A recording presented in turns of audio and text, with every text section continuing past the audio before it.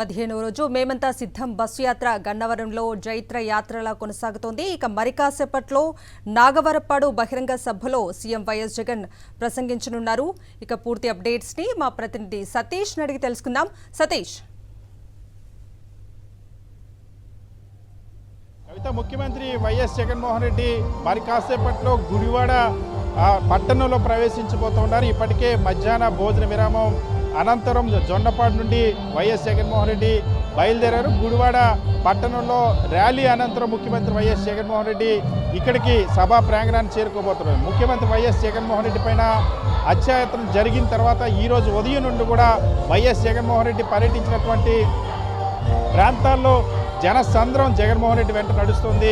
గన్నవరం నియోజకవర్గం దగ్గర నుండి ఇప్పుడు గుడివాడ వరకు కూడా పెద్ద ఎత్తున జనం పోటెత్తున్నటువంటి పరిస్థితి. సో ముఖ్యంగా వైఎస్ జగన్మోహన్ రెడ్డి ఇప్పుడు గుడివాడలో ఇవాళ బహిరంగ సభలో పాల్గొనబోతారు. ఏం మాట్లాడబోతా ఉన్నారు? ఎందుకంటే మొన్న జరిగినటువంటి హత్యాయత్నం ఘటన తర్వాత నిన్న చంద్రబాబు అదేవిధంగా పవన్ కళ్యాణ్ విమర్శలు చేసిన నేపథ్యం ఉంది. ఈ నేపథ్యంలో వైఎస్ జగన్మోహన్ రెడ్డి ప్రసంగం పైన కూడా ఒక ఉత్కంఠ నెలకొంది. ఇప్పటికీ సభా ప్రాంగణం మొత్తం కూడా జనంతో నిండిపోయినటువంటి పరిస్థితి.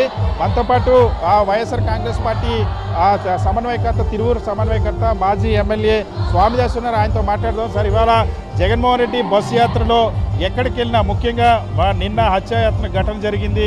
ఈరోజు పెద్ద ఎత్తున జనం స్వాగతం పలుకుతూ ఉన్నారు. జనం మధ్యలోకి మళ్ళీ అదేవిధంగా జగన్మోహన్ రెడ్డి కూడా చొచ్చుకొని వెళ్తున్నటువంటి పరిస్థితి. జనస్పందన చూస్తే ఏమనిపిస్తుంది సార్? జనస్పందన అనూహ్యంగా ఉందండి. ముఖ్యంగా ఈ హత్యాయత్నం ప్రయత్నం జరిగిన తర్వాత ఆయన చూడాలనే జనం బాగా మా తిరువురు కాన్స్టిట్యున్సీ ముందు మేము ఒక 60 బస్సులు అనుకున్నాం. 60 డబల్ అయిపోయింది. 120 బస్సులు తిరువురు నుంచి రావడం జరిగింది. అంటే ఆయన చూడాలనే ఆతురత ప్రతి ఒక్క కార్యకర్తలో కూడా ఆయన చూడాలనే తపన ఆ కార్యకర్తల్లో ఉందండి. చాలా ఆయన్ని అంటే ఆయన ప్రత్యక్షంగా చూసి ఆయన యోగక్షేమాలు తెలుసుకోవాలని కార్యకర్తలు కోరుకుంటా ఉన్నారు. ఇవాళ జగన్మోహన్ రెడ్డి గారి మీద హత్యాయత్నం జరిగింది. విజయవాడ నగరంలో ఎప్పుడు జరగనటువంటి రోడ్ షో జరిగింది. ఆ సందర్భంగా ఆయన మీద దాడి జరిగింది, హత్యాయత్నం జరిగింది. అది డ్రామా అని చెప్పి చంద్రబాబు నాయుడు, పవన్ కళ్యాణ్లు విమర్శలు చేస్తూ ఉన్నారు. ప్రజలు ఎలా చూస్తున్నారు దాన్ని సార్? వాళ్ళు డ్రామా యాక్టర్లు. ఇప్పుడు వాళ్ళు చెప్పేది వాళ్ళు ఏది వాస్తవాలు ఒక్కటి కూడా చెప్పలేదు. అంతకుముందు గతంలో నేను 30 ఏళ్ళు వాళ్ళతో పాటు ఉన్నాను. నేను ప్రత్యక్ష సాక్షిని. డాక్టర్ రుణమాఫీ అన్నారు, ఏమీ జరగలేదు. అదేవిధంగా రైతు రుణమాఫీ అన్నారు, చేయలేదు. ఇవన్నీ కూడా బోగస్ మాటలు చెప్తారు. అన్నీ కూడా డ్రామాలు చేసేటటువంటి కల్చరు ఆ పార్టీలో ఉంది.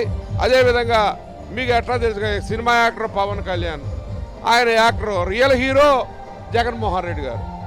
ఆయన సినిమా హీరో అయితే రియల్గా హీరో అనే ఆయన జగన్మోహన్ రెడ్డి గారు. అదేవిధంగా భారతీయ జనతా పార్టీ అదొక మతత్వ పార్టీ. మొన్నటిదాకా చంద్రబాబు నాయుడు గారు ధర్మ పోరాటం అని మా అందరితో పోరాటం చేపించాడు.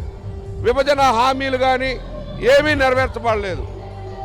ఏమిచ్చారో ఆ రాష్ట్రం నుంచి విడిపోయిన తర్వాత హైదరాబాద్ నుంచి మనకు రావాల్సినటువంటి ఆస్తుల విషయంలో కానీ మనకు రావాల్సినటువంటి మరి ఏ అయితే విభజన హామీలు కానీ ఏది కూడా ఒక్కటి కూడా నెరవేర్చబడలేదు. మళ్ళీ ఇప్పుడు ఆయనతో జతకట్టాడు. ఇది ఆయన పదవీ కాంక్ష తప్ప ప్రజలకు చేయాలి, పేద ప్రజలను ఆదుకోవాలి, పేద ప్రజల జీవన ప్రమాణాలు పెంచాలనే ఆలోచన ఆ పార్టీలకు లేవు. అది అపవిత్ర కలయిక కూటమి, సిద్ధాంతాలు లేనటువంటి కూటమి, ఒక సిద్ధాంత ప్రాతిపదిక లేనటువంటి కూటమితో జగన్మోహన్ రెడ్డికి ఈజీగా ఎదుర్కోబోతున్నారు. రేపు వైనాట్ 175 అనే దానికి మీరు చూస్తూ ఉన్నాం. గ్రౌండ్ రియాలిటీ వాళ్ళకి తెలియట్లేదు. గ్రౌండ్లో పేద ప్రజలు మొత్తం కూడా ఏకపక్షంగా జగన్మోహన్ రెడ్డి గారికి వైపు ఉన్నారు.